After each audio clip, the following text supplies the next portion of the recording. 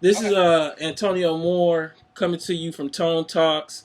Here with Yvette Carnell of Breaking Brown, and we're also representing Your Black World here.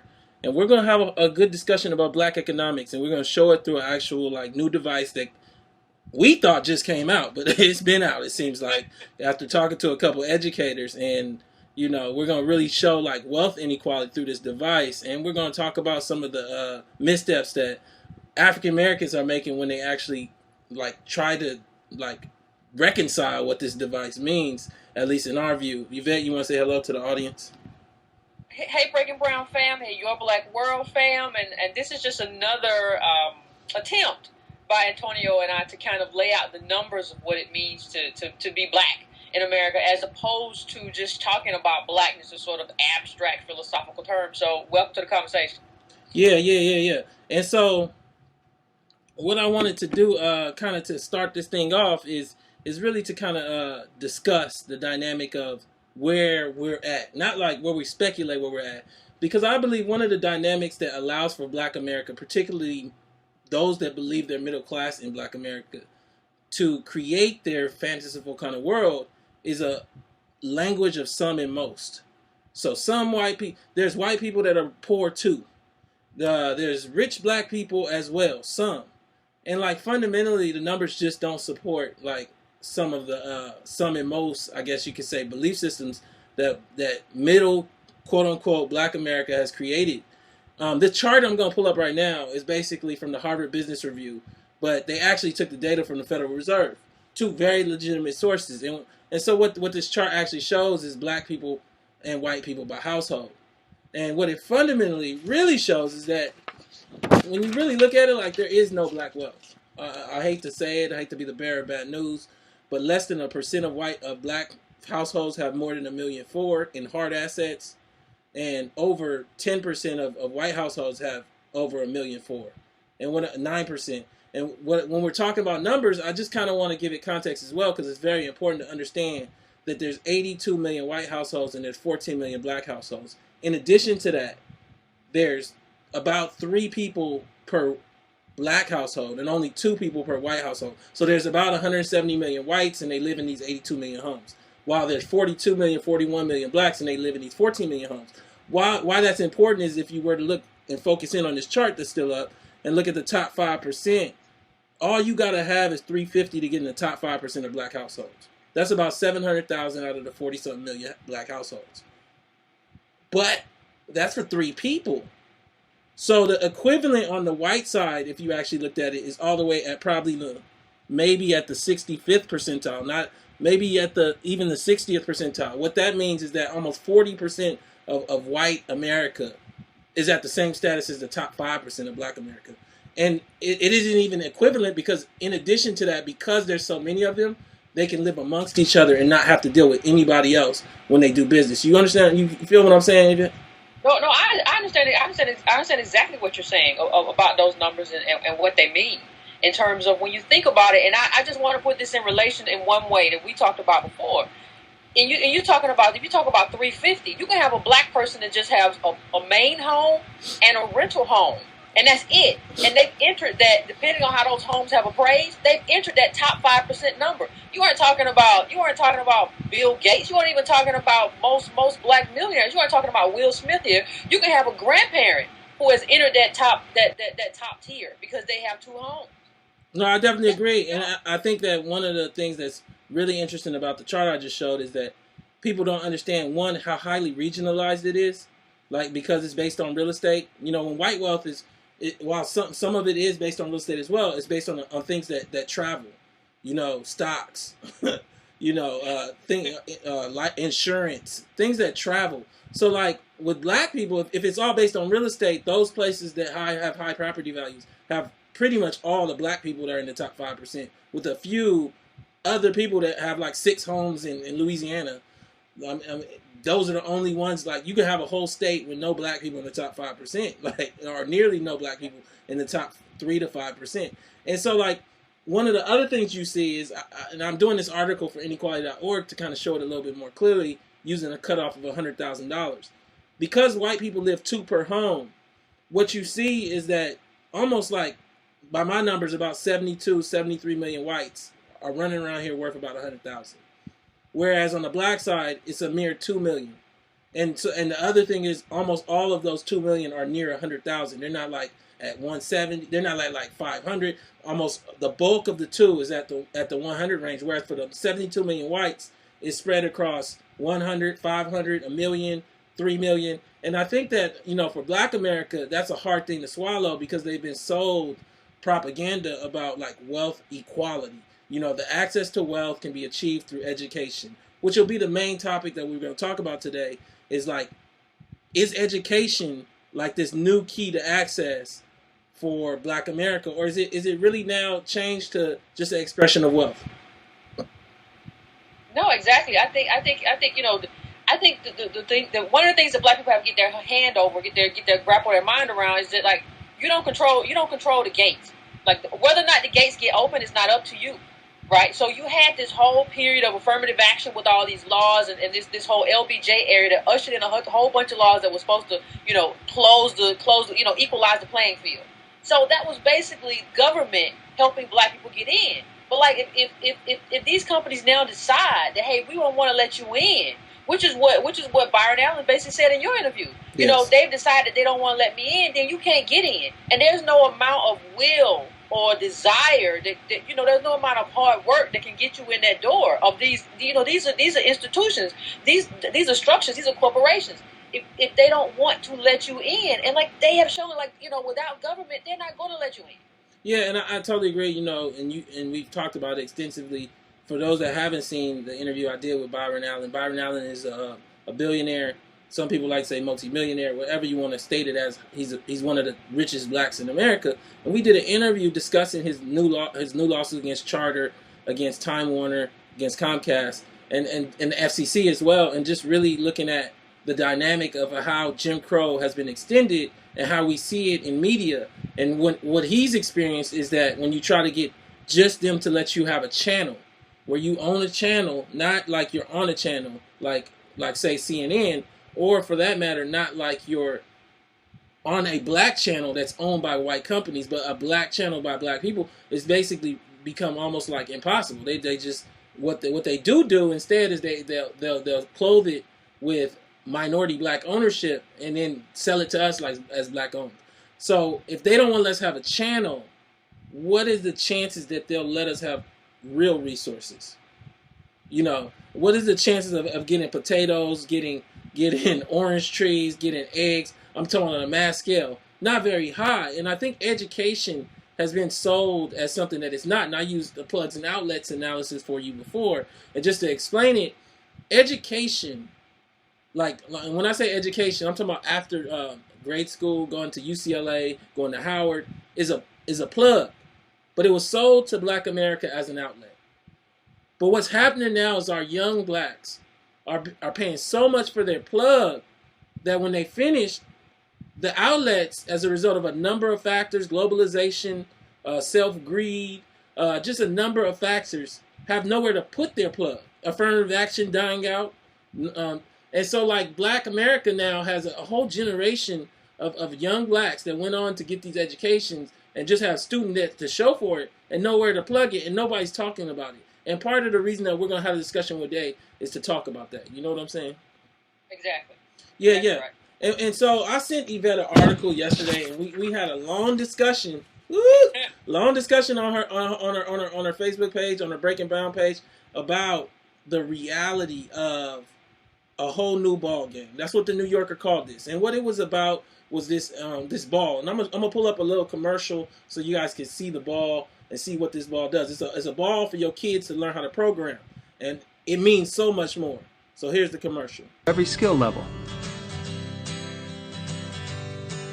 Spark began as a local meetup group where we taught kids how to code. A year later, we launched a series of free lessons, enabling students and teachers to discover all that's possible with the Sphero ball. Now, as we face a future where coding will be as important as reading and writing, we want to give everyone the opportunity to learn the language of tomorrow. In the box, you'll find Sphero Spark Edition, an induction charger, and a few other handy tools to help you get creative. The ball itself comes packed with all the same sensors and electronics as Sphero 2.0, but unlike Sphero 2.0's white shell, we've encased Spark Edition in clear polycarbonate, bringing you closer to the robotic action. So now that you guys have seen that commercial, the New Yorker called this a whole new ball game. And just to share a little section, you tap a Sphero twice to turn it on, and it flashes 3 colors in quick succession. Once it has established a wireless link to your iPad or your smartphone, it strobes like a fortune teller's crystal ball and is ready to move. A Sphero, which costs $130, is chiefly a toy. It's an out-of-the-box experience to use. The industry is excellent. You download an app, and by pressing and swiping and swirling your finger on a smartphone or tablet, you can command the ball and learn the program. So this ball is supposed to teach young people how to program. And did you get a chance to see the ball in action, Yvette? I didn't see the ball in action. I just saw pictures of the ball and what they read and what they wrote in the New Yorker piece about the kids, trying to rescue a koala bear and stuff with the ball. And it's not simple. It's not left and right. It's degrees. It's speed. And you're supposed to actually get to a point where you write code to make it turn left or change colors and get it through certain obstacle courses. And it's really crazy. And so we entered into this discussion about what it means that this ball is being in certain communities. And we had all kind of like comments from different people on the event's page about how we just need to get it to the babies earlier, or for that matter, we need to collectively do this. And everybody, or how $130 isn't that much. We spend that all the time. And, I'll just let you first start off on what you thought about this ball and what it meant. Well, the question, I started off with a question. My question was, these kids in these wealthy schools, elite schools, the school costs like $16,000 a year to these little kids are going to playing with this ball. And what I said was, how do you compete? If you have a kid in one of these urban centers, you got a kid in Chicago, you got a kid anywhere if you're a black person. Like, how do you compete with the kids with these balls? Because it's not just Chicago, it's everywhere. Like, you don't have the money to pay for this kid to go to this school with this ball. And even if that's just the fact. And even if you did, your kid will have a different experience because he doesn't have the money, he doesn't have the structure. But the question I was asking is, how do you deal with this? What do you do with this? How do you compete with this? And people were like, oh, just get our baby some balls. And the thing about it is, like, you got to have other stuff that go with the ball. You don't understand that this ball is a representation of wealth. So you got to have other stuff to go with the ball. You got to have the iPad. You got to have the money. You got to have a kid that's not hungry. Then the kid got to have the relationship. So when they do get the ball, they have the relationship as a programmer. I have relationship. I know people that are starting companies. I know people at startups. I know people at Facebook. I know people at everywhere. I'm probably going to go to Stanford. Stanford has a whole program for this kind of stuff for people who are in tech. They have mentors.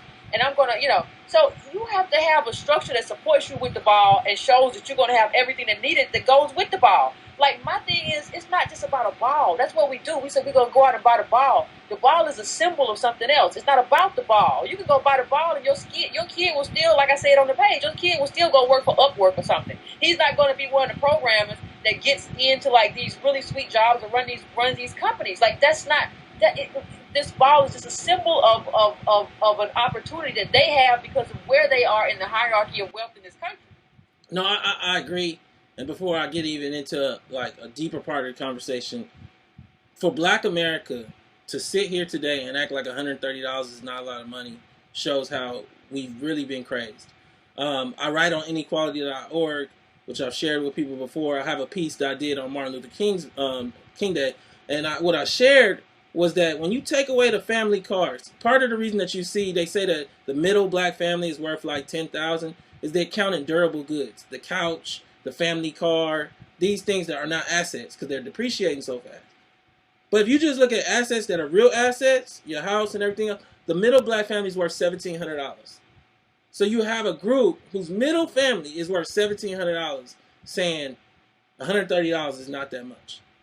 What you start with is so many of our black families just can't count, and that's partially because they've learned to use unsecured and secured credit as liquid cash in their heads. And so, like, fundamentally, until you start off with an understanding that $130 is a lot of money, we can't even get to programming because you're not even programmed right. And so I fundamentally believe that that's where I want to kind of like to start. And even like in the Federal Reserve number, those are skewed high because if you look, like they did it too. Because if you told black people that the middle black families were $1,700, they might finally riot. But when you tell them they worth like 9, they like, oh, I got 8 to spend. And it's like, no, that's in your car. That's in your family car. That's not a real asset. They just playing with you. And so like, but if you do that so the middle white family, because I know the other side is, oh, there's these poor white families. The middle white families look like 130,000. So if you take out durables on their side, it's down to like 112, 115. It don't kill their number the same way. And so I come back to it to say $130 is a considerable sum, but it's not just $130. You know, I had a chance to talk to an educator that works at one of these elite schools. They doing obstacle courses, but the normal teachers don't teach this. They got programmers that come in to teach this. And so like, what we do is we look at things and we try to break it down to the simplest form. And in doing that, we miss the thing. And so, you know, you can sit up and say, oh man, watching somebody scuba dive with the great whites, you know, and break it down and say, all I got to learn how to do is dog paddle or whatever it is. No, you got to learn how to breathe right. You got to learn how to carry that backpack. You got to learn how to put all that equipment on. And I think that Black America right now is so dishonest because they don't know the numbers, such as, and if you know, as the numbers I put at the top. And then also they want to believe that in a way everything is achievable. You know? Yeah, I think we live in like this aspirational illusion.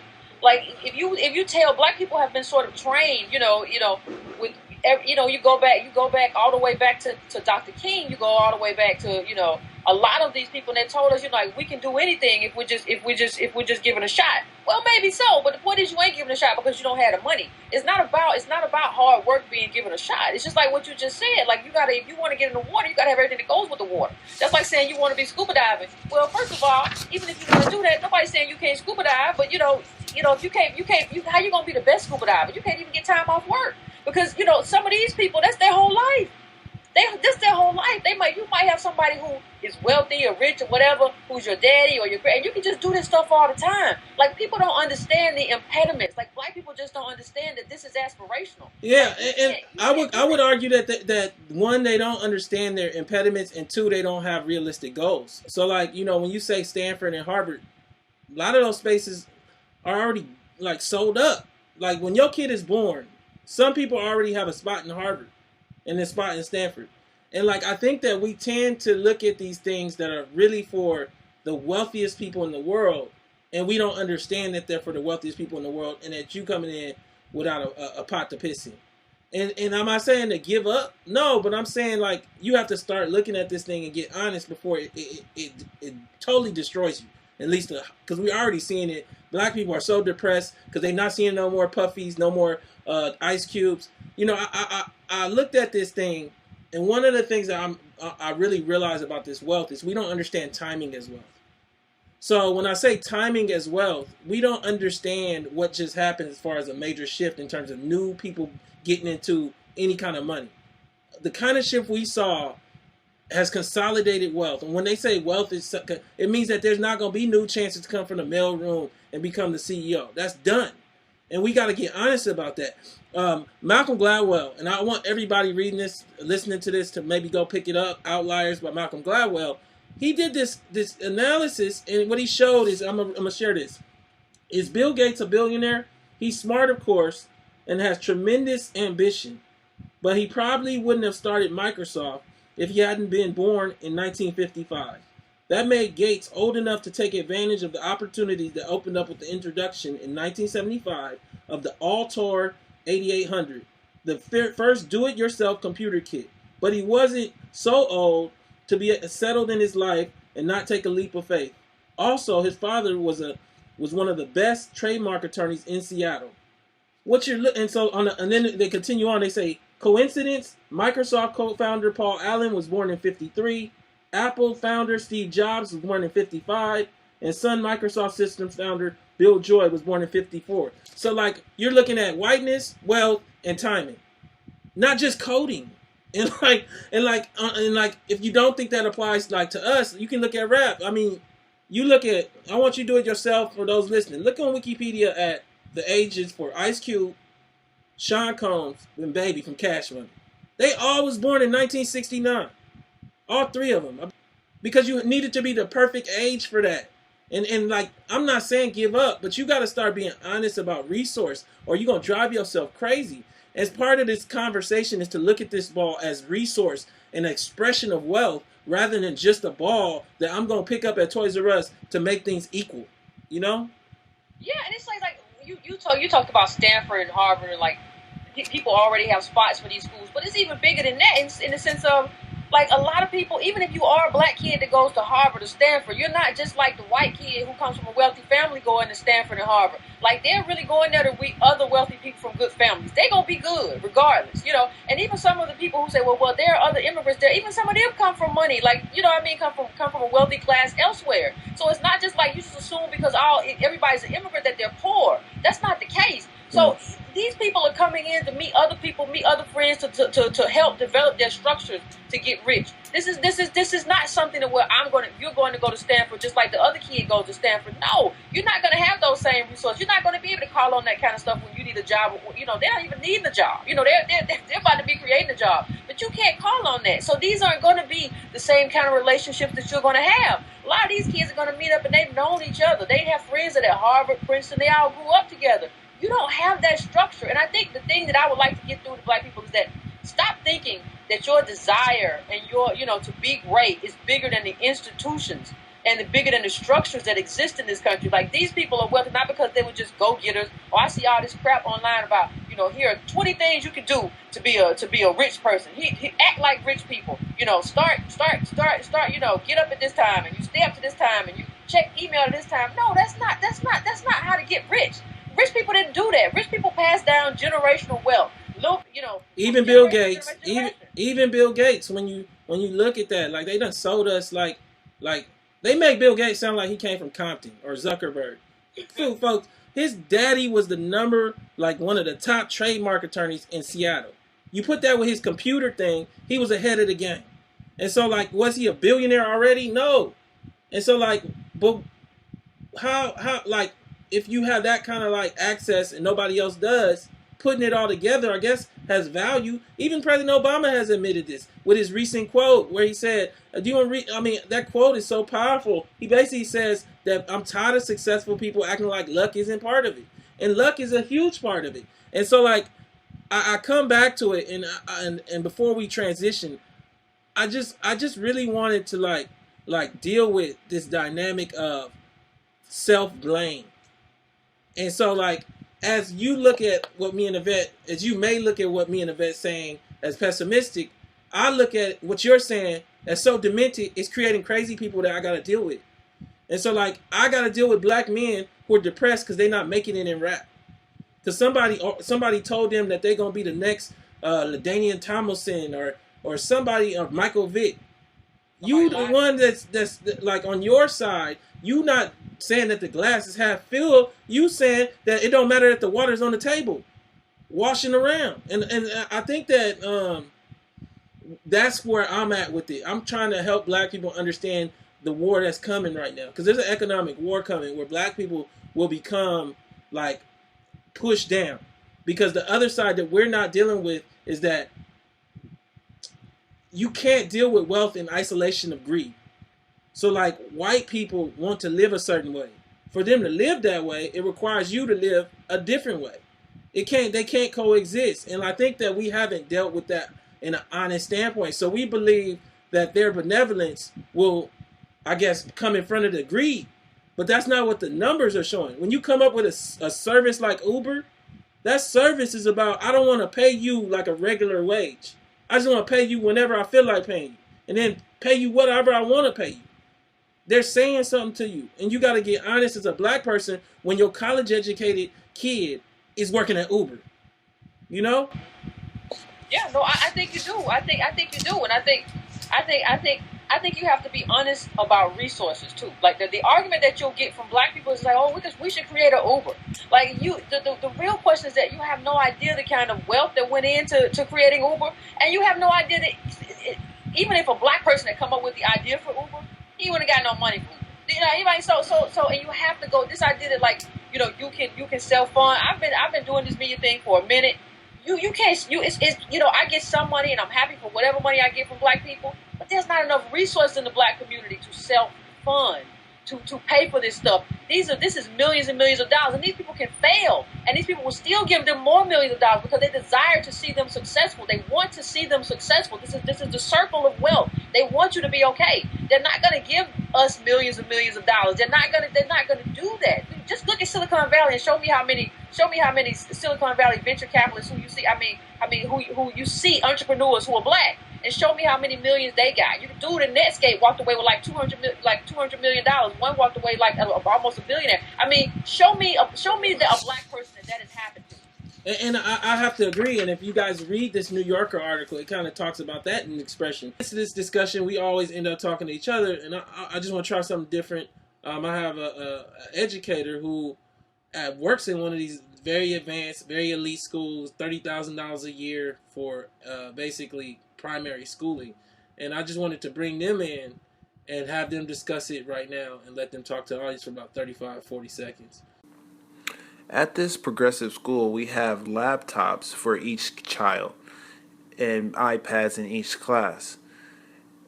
Kids in kindergarten through 5th grade get to keep their laptops in their classrooms. 6th grade through 8th grade, they take their laptops home. And on these laptops is various programs, Photoshop, Illustrator, Stitch.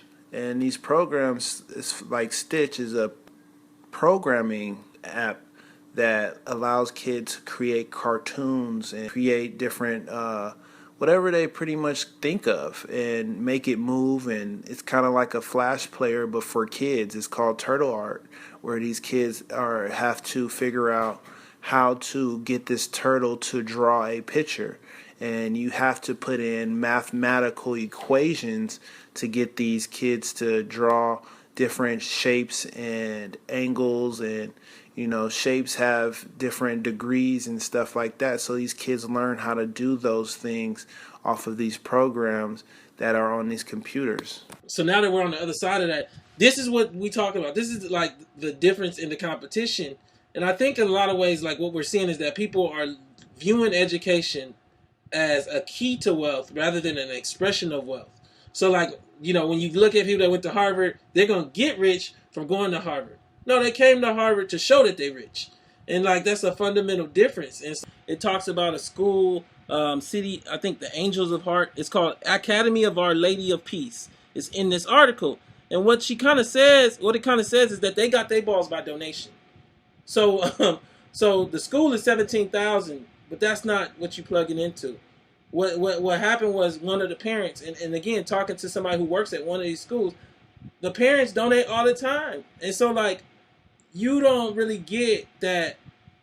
That's where what you're getting into. You're getting into an environment where you can access the white wealth I showed in the earlier chart.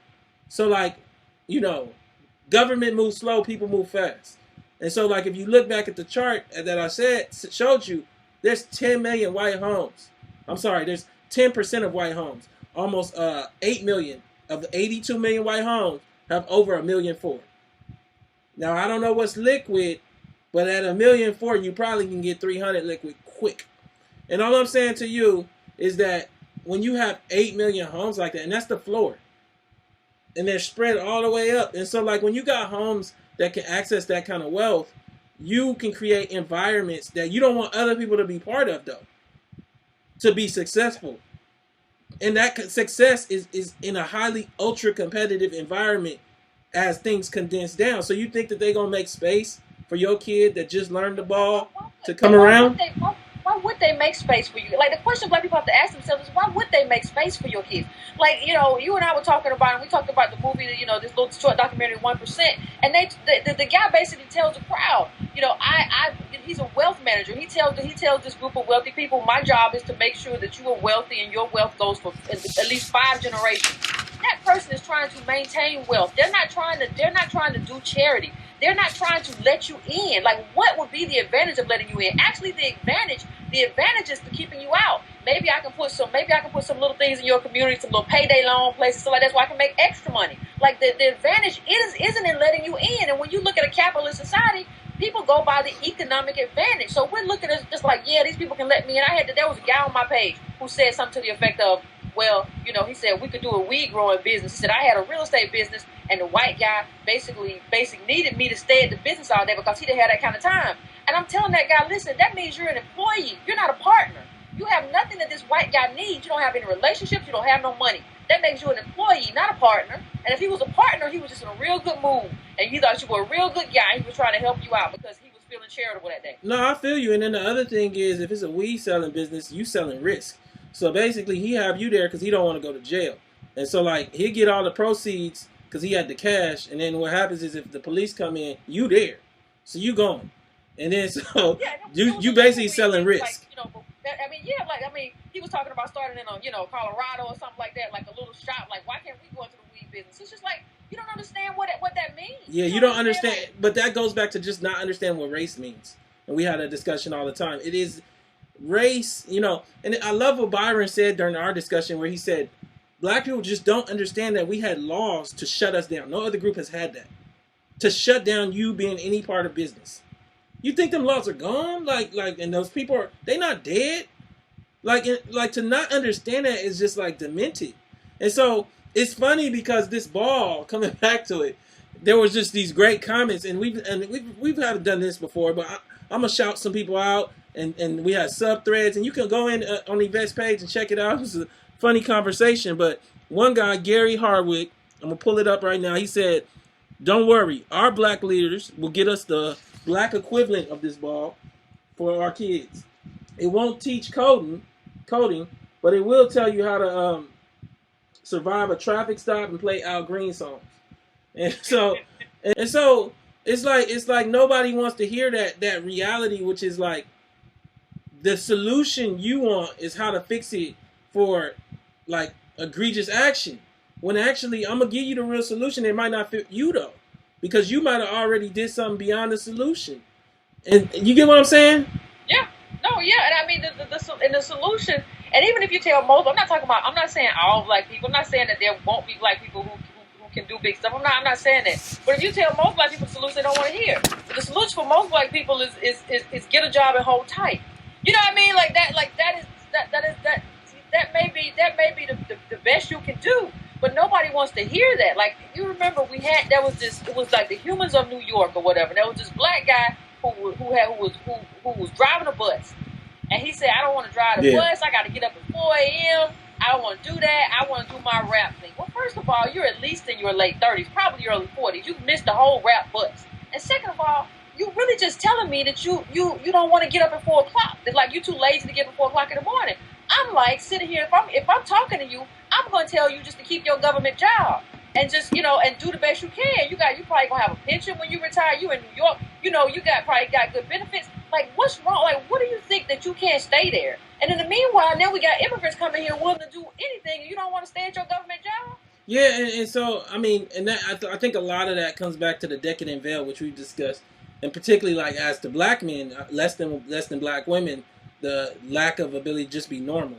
Because post, we live in this shadow of Puff Daddy and Michael Jordan, and it's over. And like we just don't realize it's over because we have Steph Curry, but we don't realize Steph Curry is only like that because of Del Curry, which still connects him to the Michael Jordan era. And so like for those that are on the outside of that, we better batten the hatches. And I think it's like a trip because in the discussion I ended up there with another guy named Marquise Watson. And so before we had a long thread going. And he basically said, yeah, and he was talking to another guy, B.A. Richards. The kids got to want it. The parents got to want it. The ball is only $130, very affordable. There are so many resources here. iPads are also very affordable. Now, I already addressed how like, kind of ignorant that the statement is, because $130 is a lot of money. If you think it's not, that's okay. You'll find out soon enough that it is. But $130 is a lot of money for a group whose middle family is worth $1,700.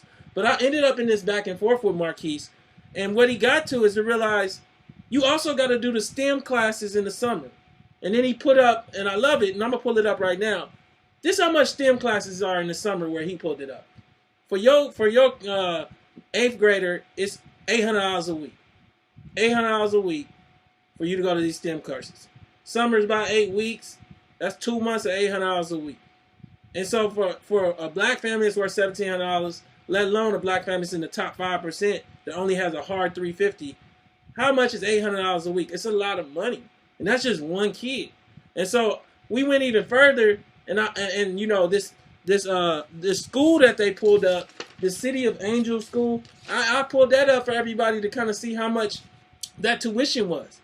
That school was $18,000, and then in the actual thing they made clear that this doesn't include your field trips, your equipment, your CIF pass, and other expenses. So basically, it don't include school yet. So I think that we don't understand how wealth is being used as a white picket fence to keep us out, not just to keep them in. And so like because we live in kind of the shadow, not only of popular culture but also of affirmative action, we don't understand what's just happened. Like literally over the last 10 years, we don't understand that the Voting Rights Act has been gutted. We don't understand that affirmative action has been gutted, and we don't understand what that's going to mean. You know what I'm saying? Yeah, we think we can swim. This is always my argument about people like, well, capitalism can work for us. Capitalism works for people who have wealth or who have access to it. It doesn't work for people. That's like being a little minnow and you go out there and you're trying to swim with sharks. No, you're bait. That's all you are, is bait. Because you don't have what it takes to kind of go out there and really compete. And it's not because anything wrong with you as a person. It's because this system is built up for wealthy people by wealthy people. And they're not going to let you in just to have some of their money. And I say their money because guess what? If you start a business, you're going to need capital. That's probably going to be their money because they have most of it. And they're not giving it away to you for free. They're building that stuff with people who come from a certain background. There's something in Silicon Valley called pattern matching, right? So they're looking for the guy who looks like Zuckerberg. They're looking for a white guy who dropped out of Harvard. They're looking for certain kind of types. They're not looking for black men. They're not looking for black women. So they're not looking for you just to give away their money. And let's be real about something else. Part of the reason they're not looking for you is because they know you didn't go to that school. They know you didn't go to school with the balls. They know you don't have that kind of access. They know you don't have a daddy like you were just talking about Bill Gates and his father, who was an attorney. They know you never had access. So they're thinking to themselves, what are the chances that you're going to be better than this white kid who did all of that? If I'm going to give my money, that's it. I'm going to bet with the white kid. Now I'm not talking about right, wrong, or indifferent, but this is what you're up against. So stop lying to yourself. And it's funny because we just saw that with Twitter. When those black people try to like raise up on Twitter said bye. And so they probably went through hell to get to the point where they was as educated as they were, and they the top people at Twitter for blacks, and they got a voice, but when they used that voice, they got shut down and dismissed. And so and we're very bitter about it, about how it all went down. And so like I come back to this reality of this ball, and the reality that this ball is creating a gap that we haven't seen possibly since the early 1900s, representing one of many tools that educators are using now, that if your 8-year-old isn't using it and isn't in one of these schools, they're about to be locked out. And it's like crazy because I don't see how black parents don't see this coming. And I just hope that when it hits you, it doesn't hit you so bad that you get depressed and personalize it. Yeah, that's what I hate. It's just like, well, that's what the people, it's one thing to have conservatives say, like, if you had to try harder, you could have done better. It's another thing to have black people say now, like, this is the land of opportunity, and if only you had pushed harder, you could have done that. And you have people like John Lewis saying that. John Lewis, you're an elected official who really does stuff. You're doing stuff because for power. You're only there in your job really to kind of help to kind of get black people to vote Democrat. That's the only reason. You're only there because white people of power see a job for you. if they see a job for you and they can use you in some way, John Lewis, that's why you're there. Okay, you're this icon of the civil rights movement. Let's use him to get white Democrats elected, to get white presidents elected. Let's use him to get black people on board. So yes, if they can find a job for you, that's fine. But what we're talking about is whether or not you can make it on your own and build something on your own. We don't have anything to build anything with. It's like saying, go build a house, you ain't got no bricks. I ain't got the brick. What you want me to do? Build it with straw? See, but and I guess as we dovetail the conversation, I think that one of the things that we're not being honest about is one of the great resources that we ended up with, which is access to more information. We ain't even getting the core of it. And when I say access to more information, like Google and internet is allowing us to see we don't have the bricks. A generation ago, we weren't able to see that. I'll give you an example. Thomas Sphero, who wrote Black Wealth, White Wealth, he basically shows that they didn't tell us what wealth, like how much wealth we had. Like when I say they, I mean the government didn't release that data until the mid 90s. Before that, they only said income. You know why? Because they ain't want no riot. He didn't say that. I'm telling you. He didn't say that last part. I'm telling you. So like now, one of the things that's happening because of the Google and the internet is that data's coming out anyway, and they're starting to release it. So like you got to start reading it and getting honest with it. And I know it goes against everything you learned about Bill Cosby and the Cosby Show in the 80s and how black people have progressed. But in reality, these are the numbers. There's only about 140,000 black homes, less than that, with 1.4 million hard. And so like, do you understand that there's 40 million black homes? Do you understand how hard it is to be one of those black homes? Because your mama is in the other group and your auntie's in the other group, so you become the isolated person. You can't live in community. Do you understand that even your 1.4 million is from work? So it's 40% tax. It's not from capital gains. So like these are the things that we just gotta get honest about so that we can move forward. So if you want a solution, the solution is to get real. Start looking at the data, start looking at the information, and stop like creating like answers that aren't answers that only lead you to more depression. This ball is here. You know what I'm saying? You want to say anything as we close out? No, I just want to say you can't just go buy the ball. Like, stop saying buy the ball. Like, if you want solutions, the first thing when people ask me, like, well, what about the solution? No, we have to start talking about the solution from reality. I gotta first make you understand that having the ball isn't the solution. Now, after we understand that and we understand why having the ball is not the solution, we can talk about, we can talk about potential solutions. But we're in a very tough place right now, and we need to understand that. We got to stop feeding ourselves lies to just make us feel better. No, we're in a tough place, and then we can talk about it after you come to terms with where we are. But we can't talk about it until you get there. Thank you so much for your time, and look forward to talking to you soon.